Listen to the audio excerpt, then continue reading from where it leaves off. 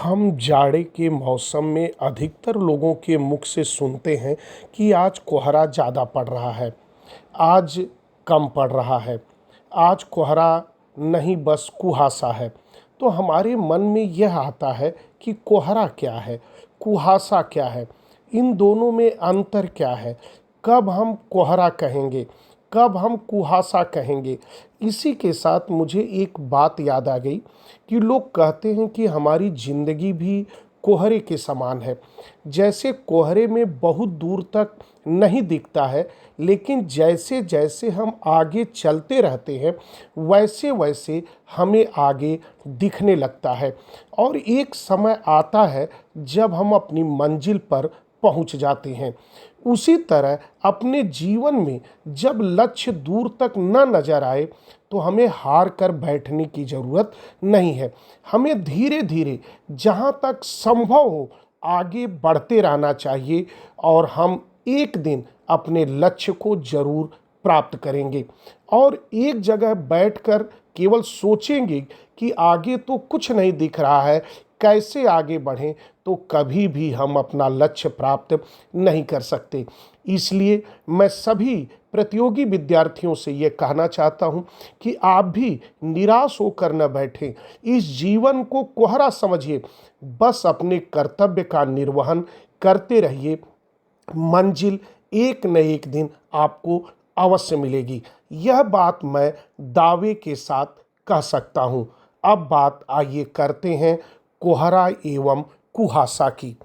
कोहरा, जिसे अंग्रेजी में फॉग कहते हैं, जब जाड़े के मौसम में तापमान में अत्यधिक गिरावट आ जाती है तो धरातल के पास जो वायुमंडल में धूल और धुएं के कण होते हैं उस पर भी जलवाष्प के कण संघनित होने लगते हैं, अर्थात धूल कण के ऊपर जल इकट्ठे होने लगते हैं, जिसके कारण जब हम दूर तक देखने का प्रयास करते हैं तो हमें धुएं जैसा दृश्य दिखाई देने लगता है। इसी वायुमंडलीय स्थिति को हम कोहरा कहते हैं।